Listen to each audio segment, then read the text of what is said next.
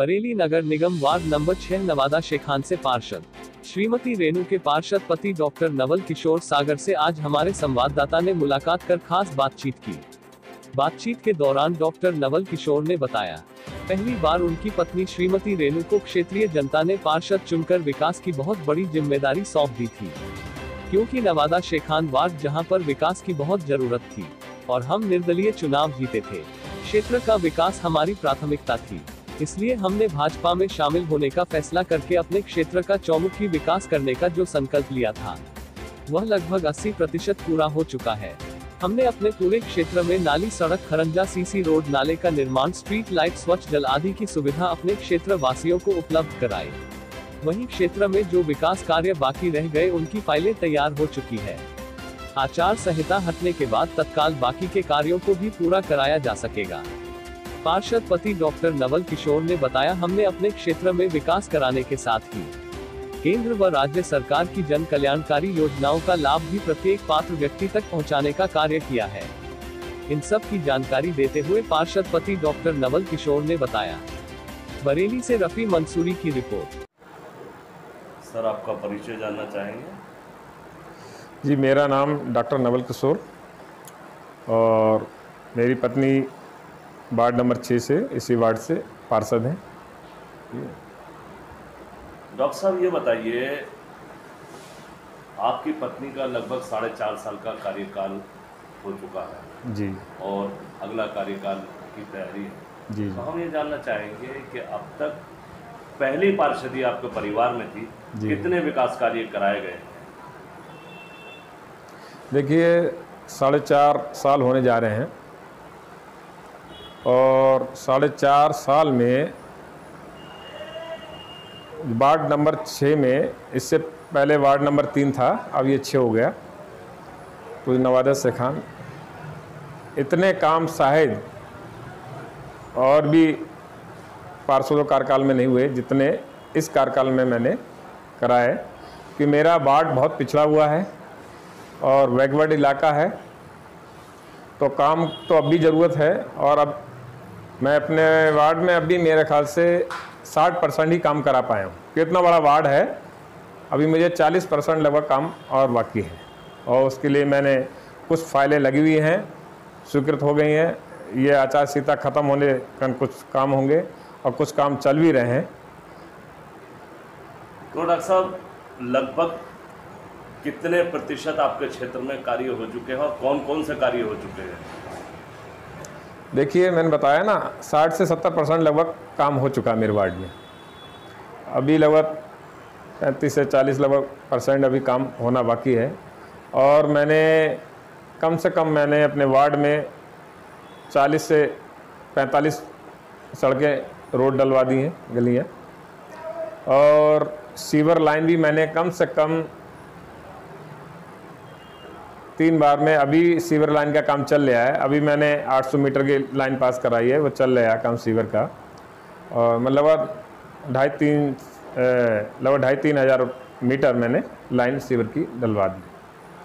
और कुछ वार्ड मेरा अभी आधा वार्ड लगभग सीवर से अभी बचा हुआ है। वो कारण क्या है कि जो सैटेलाइट बाईपास से जो इलाका, वो नीचा इलाका है, वो सैटेलाइट जो बाईपास पे जब सीवर आएगी में, तभी उस क्षेत्र में सीवर पड़ पाएगी। और मैंने वाटर लाइन का भी, जो मैंने पुरानी, जो 30 से 40 साल पुरानी वाटर लाइन थी, मैंने वो नई डलवा दी। जैसे मैं अभी, हमारा ये नवादा शेखान क्षेत्र है, इमामबाड़ा है, मुस्लिम क्षेत्र है, इसमें मैंने नई वाटर लाइन डलवा दी कि वहाँ बहुत समस्या थी पानी की। हमारी मलिन बस्ती, राजीव नगर, अभी वाटर लाइन डलवा दी, वहाँ सीवर भी डलवा दी। वहाँ अभी तक मतलब ना सीवर थी ना वाटर लाइन थी, बहुत पुरानी थी, गंदा पानी आता था। मैंने पूरी वाटर लाइन बदलवाई।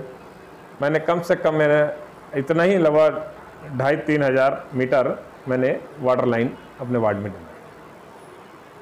डॉक्टर साहब, बहुत पिछड़ा वार्ड होने के बावजूद आपने बहुत कार्य करा है, लेकिन अब हम आपसे ये जानना चाहेंगे कि केंद्र सरकार और राज्य सरकार की जो जनहित और जन कल्याण की योजना है, जैसे उज्ज्वला गैस योजना, आयुष्मान कार्ड योजना, प्रधानमंत्री आवास योजना और लगभग 1 दर्जन योजना है, इन योजनाओं का आपके माध्यम से कितने प्रतिशत लोगों को लाभ मिल चुका है? बहुत अच्छा सवाल करा आपने। मैंने अपने वार्ड में कम से जो बहुत गरीब परिवार हैं जिनके मकान टूटे थे, जो नहीं बना पा रहे थे, मतलब ये स्थिति थी, बेचने की स्थिति थी, अगर वो नहीं बन पाते तो प्रधानमंत्री योजना के आवास योजना के उसमें मैंने कम से कम 35 से 40 आवास मैंने बनवाए हैं अपने वार्ड में। और उसमें ऐसा नहीं है, हर बरादरी को जो भी गरीब है उसको, मतलब जो पात्र है उसको, मतलब है मैंने उनको दिलवाए। और आयुष्मान कार्ड भी मेरे वार्ड में बने हैं और अभी कुछ रह भी गए हैं, वो भी मैंने लोगों के फार्म भरवा दिए थे। और अगर ये अभी सर्वे होगा दूसरा, अगर मैं उनमें भी कोशिश करता हूँ कि जो पात्र लोग हैं आयुष्मान के, मैं उनका आयुष्मान कार्ड बनवा दूँ। उज्ज्वला गैस योजना के अंतर्गत कितने लोगों को गैस चूल्हे और कनेक्शन जो है आपके माध्यम से फ्री दिलवाए गए हैं सरकार की योजना से? उज्ज्वला जो गैस कनेक्शन, इसमें भी हमारे वार्ड में कम से कम मेरे ख्याल से 200 से 300 लगभग परिवारों को कनेक्शन मिला है उधर। डॉक्टर साहब, आपका वार्ड बड़ा पिछड़ा हुआ वार्ड है, पिछड़ी आबादी है, दलित भी यहाँ पर है, अल्पसंख्यक भी है जी। तो इस समाज में एक बड़ी समस्या ये होती है कि वृद्धावस्था, विधवा और विकलांग पेंशन, इसकी क्या स्थिति है आपके कार्यकाल में? देखिए, मैंने बताया ना, मेरा वार्ड बहुत पिछड़ा है और बहुत से परिवार गरीब हैं और विधवा भी हैं, तो उनको जो भी मेरे द्वारा जो भी हेल्प होती है, मैं इनको किसी, चाहे वो प्रमाणित करना और जो भी मतलब जो सरकारी नुमाइंदे आते हैं उनको मतलब उनके घर तक पहुंचाना, सर्वे कराना। और मतलब जिससे, क्यों हमारे बहुत से ऐसे परिवार हैं उनको जानकारी नहीं है कि कैसे फार्म भरा जाए, क्या कैसे, तो उनको सही से मतलब उनको रास्ता बताना।